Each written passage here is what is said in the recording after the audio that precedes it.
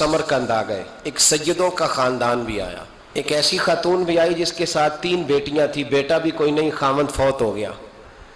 مسجد کے ساتھ مہمان خانے بنے ہوتے تھے, وہاں اس نے بچوں کو ٹھہرایا اور نکلی سمرقند میں کہ کوئی آدمی مل جائے اور اس سے کہوں کہ تھوڑی سی مدد ہو. وہ چلتے چلتی ایک سیٹھ کے پاس, رئیس کے پاس پہنچی. جن لوگوں کے پاس دولت آتی ہے نا, وہ کئی دفعہ سخت جملے کہنے لگتے ہیں جو اللہ کو پسند نہیں آتے.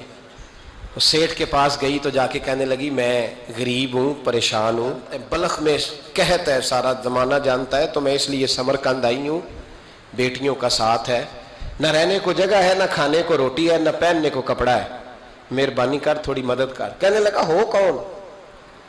تو اس سیدزادی نا کان آگے کر کے, ہاں کسی پہ بھی حالات سخت آ سکتے ہیں, اللہ سے ڈرنا چاہیے, کان آگے کر کے نا کہنے لگی میں سیدزادی اور یہاں میرا اپنا کوئی نہیں, مہربانی کر. تو وہ سیٹھ صاحب, چودھری صاحب کہنے لگے مجھے کیسے پتا چلے گا تو سید ہے؟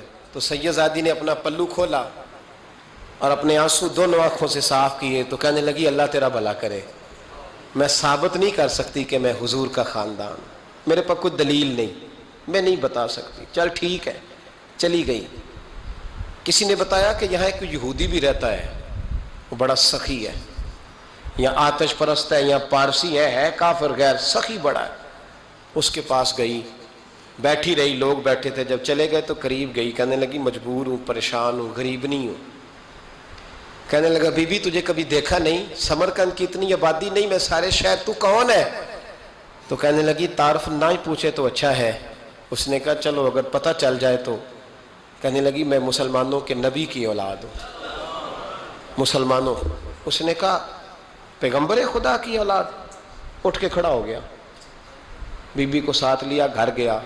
کہنے لگا جو صاف ستھرا کمرہ ہے نا اسے پھر دھو ڈالو, ایک دفعہ پھر دھو ڈالو. کمرہ دھلایا, صاف کرایا.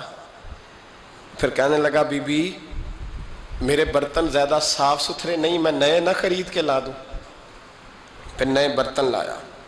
پھر اپنے بچوں سے کہنے لگا اونچا نہ بھولنا, یہ سیدہ فاطمہ کی شہزادیاں آئی ہیں, یہاں کوئی شخص اونچی بات نہ کرے. پھر کہنے لگا بی بی جو میرا بالکل طیب اور حلال رزق ہے نا, یہ اس میں سے لنگر ہے, لیکن چونکہ میں غیر مسلم ہوں, مجھے سلیقے نہیں آتے, جیسا تیسا بھی ہو نا اسے قبول کر لینا. خاتون کو کہنے لگا یہ گھر ہے, جب تک جی چاہے یہاں رہنا, پر دیکھنا ہو سکے تو رات اپنے نبی سے سفارش کرنا, میرا بھی کوئی مسئلہ, میری بھی کوئی قبولیت کہیں ہو جائے. وہ مسلمان کہلانے والا رات کو سویا, کہتے جنت سجی ہوئی ہے, لوگ جنت میں جا رہے ہیں, لائنیں لگی ہوئی ہیں, نبی پاک لوگوں کو جنت میں بھیج رہے ہیں. میں بھی دوڑ کے لائن میں لگ گیا, فرشتے نے میرا بازو پکڑا, کا پیچھے ہٹ. تو میں دوڑ کے حضور کی بارگاہ میں گیا, میں حضور سارے جنت میں جا رہے ہیں, یہ مجھے نہیں جانے دیتا. تو نبی پاک نے فرمایا تو کون ہے؟ کہ یا رسول اللہ میں مسلمان ہوں. کہتے حضور مجھ سے فرمانے لگے کوئی دلیل ہے تیرے پاس؟ دلیل ہے کوئی تیرے پاس؟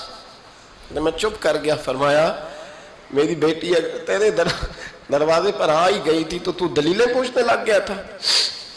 ہم جا دوڑ جا. سویرے آنکھ کھلی تو گلیوں میں ڈھونڈتا پھرتا ہے, تلاش کرتا پھرتا ہے, کونے کونے میں جاتا ہے وہ سادات کا گھرانہ کہاں گیا. ڈھونڈتے ڈھونڈتے اس غیر مسلم کے دروازے پہ جا کے پہچان لیا. تو کہنے لگا خدا کا واسطہ جو تو نے نوکری کی ہے نا ان کی مجھ سے 11 گنا لے لے, یہ سادات کا گھر مجھے دے دے.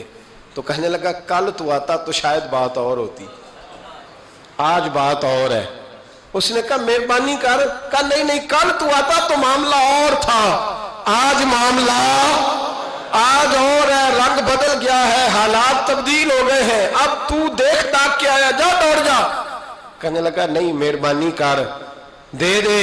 تو غیر مسلم ہے, تیرا کیا تعلق؟ کہنے لگا چپ کر, غیر مسلم میں کل تک تھا, کل سے سیدوں سے پیار کیا ہے تو میرے حالات سنور گئے ہیں. وہ جو نظارے تو نے رات خواب میں دیکھے ہیں میں نے جاگتی آنکھوں سے دیکھے ہیں, میں نے جاگتی آنکھوں سے. اور تو نے کسی مفتی پیر عالم کے ہاتھ پہ کل